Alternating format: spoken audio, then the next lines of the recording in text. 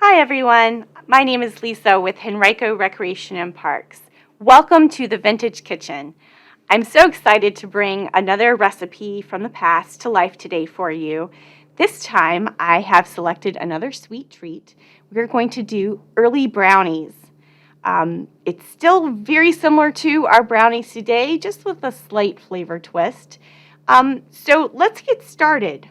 Before we get too far into mixing and making everything up, I will say that the history is rather interesting, but like a lot of food history, some things are still in question as to exactly when or who or how something happened.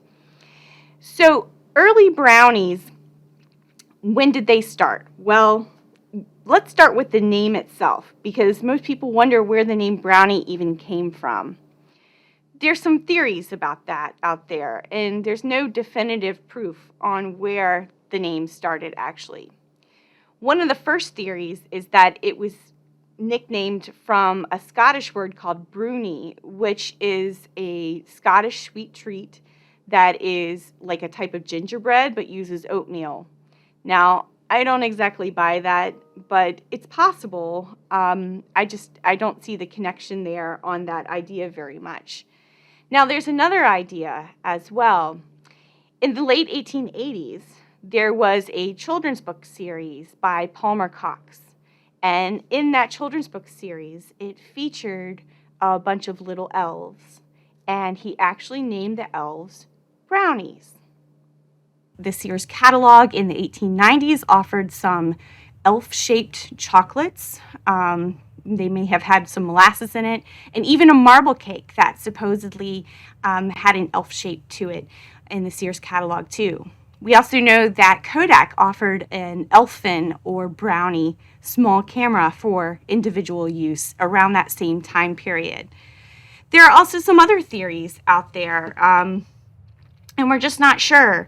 One of the most popular ones is that there was a lady who was nicknamed Brownie. Her real name was actually Mildred Brown Schrumpf. She was from Bangor, Maine, and she claimed to actually have helped give the nickname of Brownie. We don't know if that's the case. In fact, her claim actually post-dates the actual brownie recipe that we can find by about 6 years. So the timing isn't quite there, but the connection is actually the place name, and I'll explain that in a moment. There's one other theory of even how brownies got started, and that was a lady was cooking a cake and forgot to add baking soda, and she was in a bit of a pinch because she had friends coming over to visit, so she just cut the reduced baking soda concoction that she had, and it was brownies. Now, that is attributed to no one and no time period, so that makes it hard to date as well. But as far as the first brownie goes, from what most food historians can agree on is that it originated in the late 1800s. Now, the very first brownies, and I hope you're sitting down for this, did not actually have chocolate. They had molasses. Now, most modern Americans are not fans of molasses. It's too strong of a taste unless it's in maybe a gingerbread concoction or something. But historically, molasses was a popular flavoring in the 17 and 1800s and into the early 1900s as well. So that is one potential idea here for how brownies originated. Did it come from some kind of modified cake or some kind of modified cookie recipe? Possibly. But most folks will attribute the first couple brownie recipes to two ladies. Fast forwarding from that original 1890s molasses-based brownie. But as far as the first chocolate brownie, seemed to appear around 1906. Fannie Farmer, if you've ever heard about her, she's got a Boston Cooking School cookbook that was from 1906, and she included what we believe is the first brownie recipe. So hers is slightly different. She made some modifications, reducing flour and playing with the eggs. And she also trained another lady who worked with her and eventually went on to work for another company. And her name was Maria Howard. Maria went on to work for a chocolate manufacturer called Brownies. And Lowney actually started producing, like many food manufacturers, their own cookbooks. So right around the same time frame, maybe about a year later, her trainee Maria ends up coming up with a similar recipe, but modifying the flour and egg content as well. So our original brownies are around 1906, 1907. They're still not quite exactly what we think of as a modern brownie today, but it's still pretty close. So it's not quite as rich and as chocolatey. And that's why the recipe I chose actually came from 1912. So you start to see a slight evolution closer towards ours. So our brownie today is called Bangor brownies. And that is what tied into that earlier theory I was telling you about. Bangor is where they think the brownie originated from, and that lady, Mrs. Schrumpf, came from.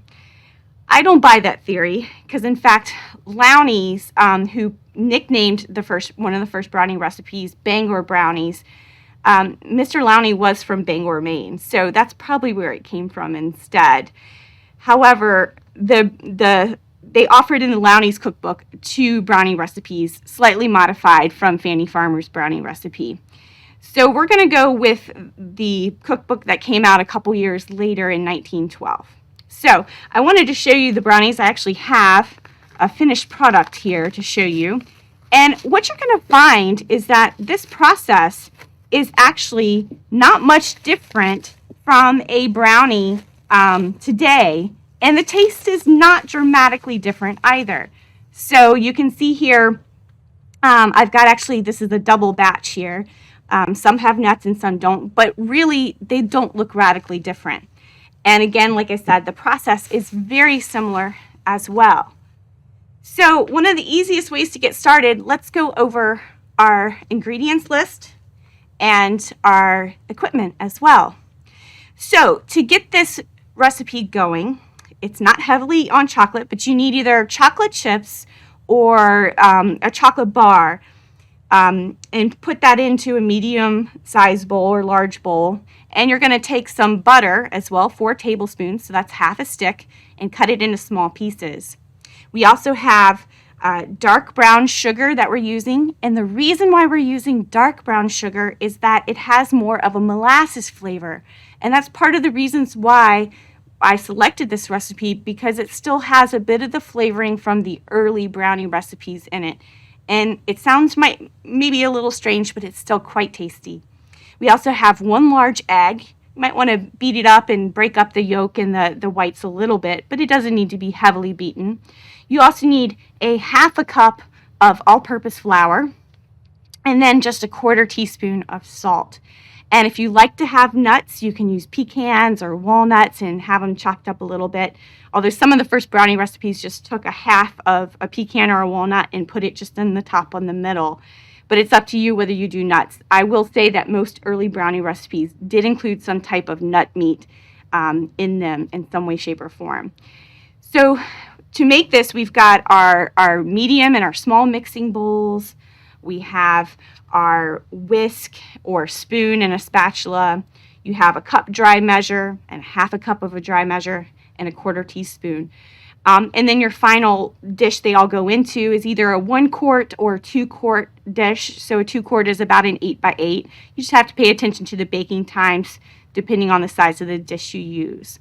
So that is how we get started. So let me show you the basics of how it's going to go. You want a 350-degree oven. We'll show the step-by-step directions again at the end, so you can help follow along and bake this on your own. But it's pretty simple. So after we get our oven preheating, while that's preheating, all I did was I took my bowl of chocolate chips and and I would prefer dark chocolate chips because that's what they had at the time. And I just took my butter and I basically chopped it up into smaller pieces to help for even baking, and I just microwaved it. Now, the microwaving time is going to depend on how quick your microwave is, how powerful it is. I would try 30 seconds, give it a stir, and then put it in for another 20 seconds, give it a stir. Now, if it's not all completely melted, stir and make sure it's all thoroughly melted. Try not to overcook your chocolate. So while it's still melted, the next step we want to do is we want to pour in our brown sugar. So we'll just get that in, and all you're going to do is you're going to mix the brown sugar until it's melted. So try to do it while the chocolate is still warm.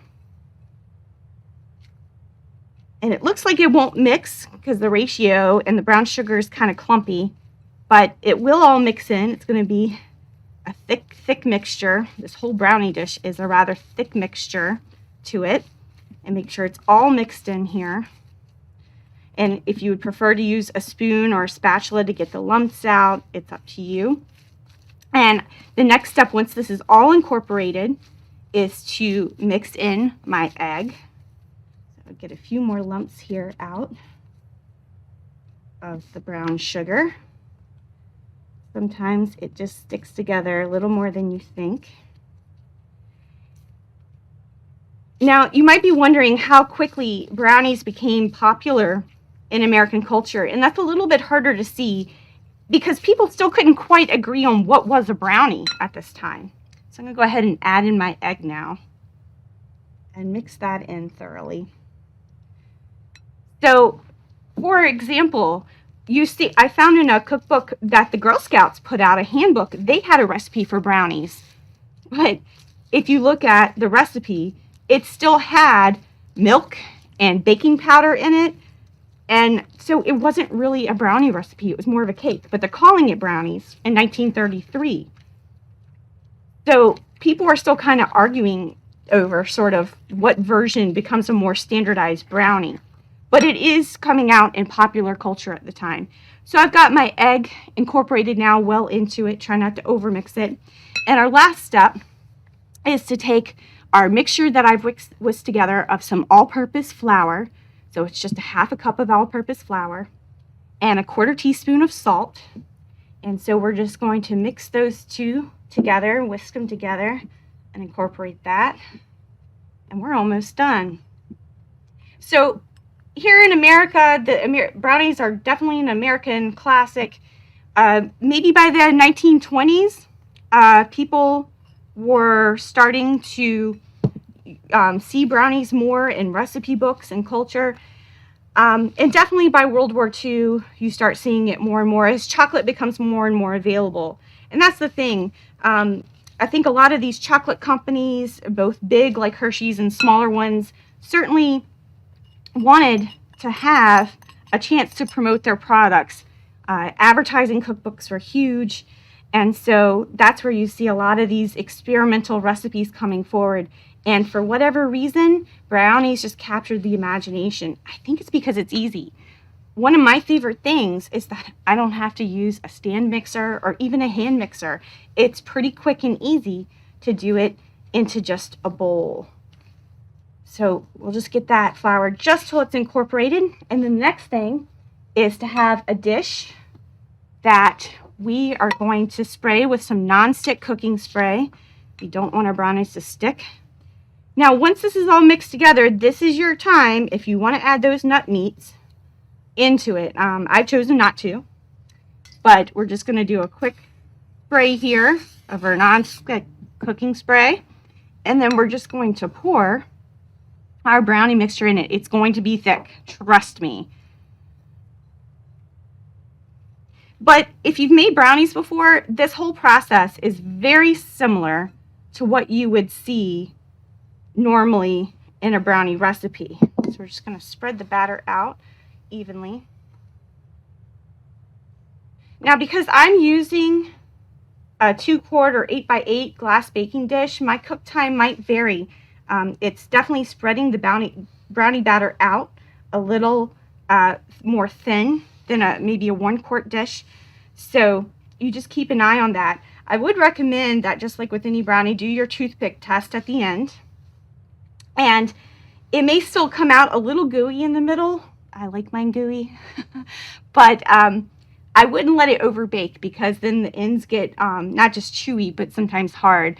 So depending on how fast or slow your oven is, I would recommend about 22 minutes or so. I start checking it a little bit before, maybe at 20, and see how it goes.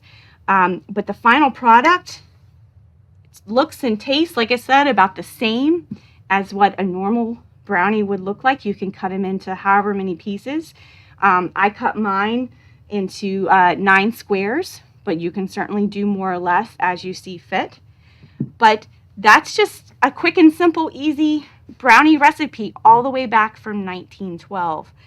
So it's interesting to see how this evolved in American culture to become a classic. And this is a great recipe to make at home and have your kids help you out. They'll love all the cooking and stirring, and you don't have to worry about any extra equipment coming out. It's just bowls and some mixing ingredients and spoons. That's it. So thank you for joining us today for this quick and easy Bangor brownie recipe from 1912. I hope if you have questions, you'll let us know either in the comments or you can chime in here. But thank you again for joining us today, and we hope to see you next time on the Vintage Kitchen. Thanks.